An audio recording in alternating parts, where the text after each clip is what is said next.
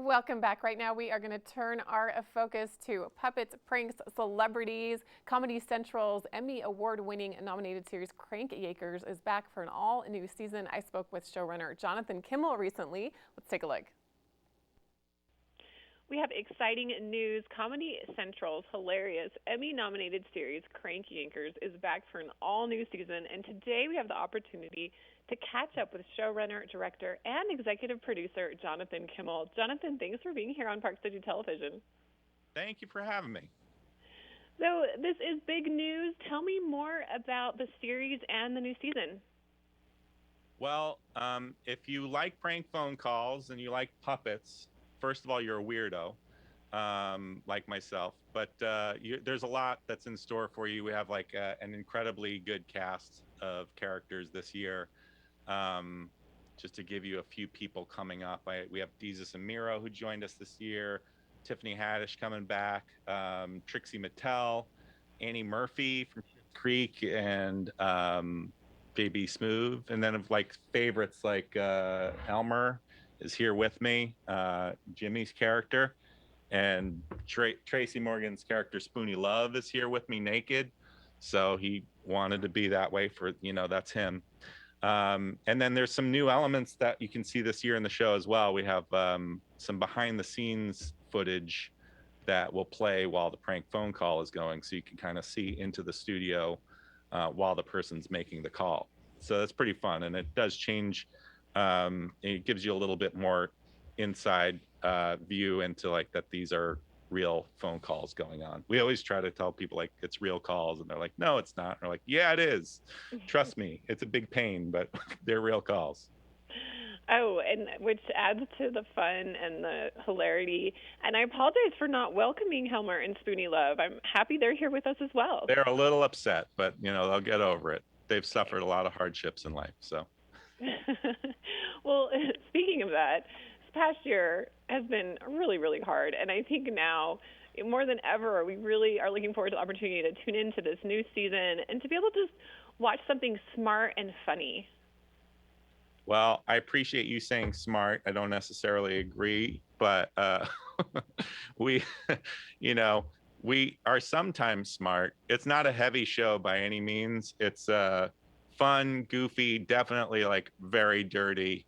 And, it's one of those shows where you're like, oh God, should we really be doing this? But ultimately, like, I think people have fun with it. It's like, this is for the generation that grew up loving like the Muppet Show. And you kind of get to the point where you're like, I love that. I love prank phone calls, and they're like kind of together. So like, let's just sit back, relax. And, no matter what, I feel like if you like comedy at all, there's going to be somebody on this show that you're going to really love. So it's always worth checking out. Well, and I honestly think it's a great combo, as you mentioned. And I do think it's smart, and it's also very sharp and fun and current. And I wanted to ask you, back when I was growing up, prank calls were a huge thing because we didn't have cell phones and caller ID, and it's changed, but it's so fun to see it come back in this format. Yeah, it is strange. Like people are, I don't know. It's like people aren't as mean as they used to be on the phone when you call them. There's like a lot of really nice people out there who like you call and you're like, we never try to ruin anybody's day. We usually are just like, here's a really weird person with a really weird request from you or demand of your company. And then we just see how they deal with it and see where their patience level is. But people, I'd say the word patience is apt to describe like a lot of who you end up calling, where you're like, why don't you hang up on us? You kind of want to be like, I would hang up on me if I, but it's fun to see like the different kinds of people, and then how they react when we find, when they find out that they've been on a prank phone call show. It's usually like, oh God, I knew there was something weird about that guy. It's so much more than just your refrigerator's running, go catch it. It's just so much fun. Well, that's a good idea. I should use that. I got to write that down. That's good. There you go.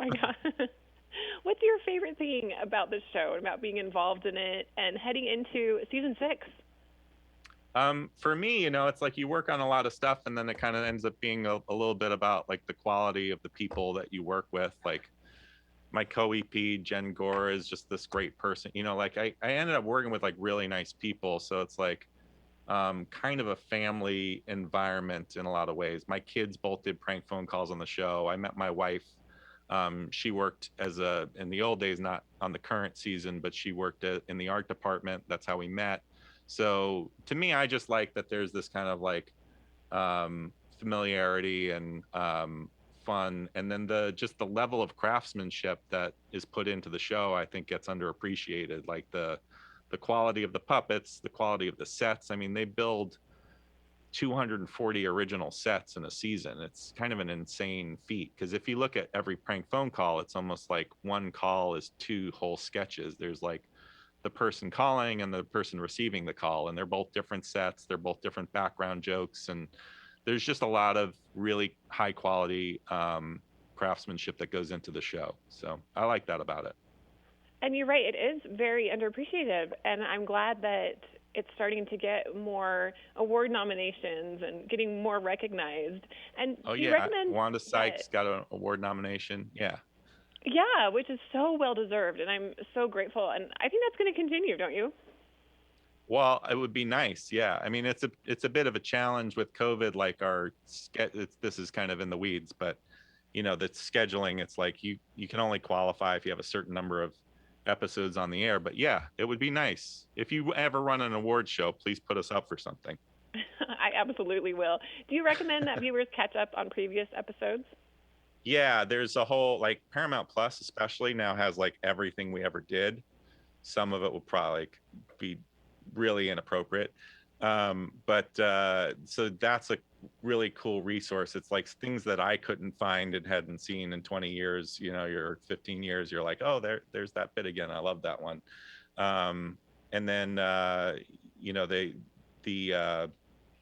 we every week now, starting on May 5th, is 10:30 p.m. We're new episodes. So there's going to be 20 of them. There'll be 10 this summer, and then there'll be another 10, I think, in the fall is the plan. Well, I'm so excited to tune in. It's been an absolute pleasure speaking with you, Jonathan Kimmel. Too. Crank Yankers returns for season 6 on Wednesday, May 5th at 10:30 Eastern Time on Comedy Central. And once again, thank you for joining us here on PCTV. Awesome. Thank you so much.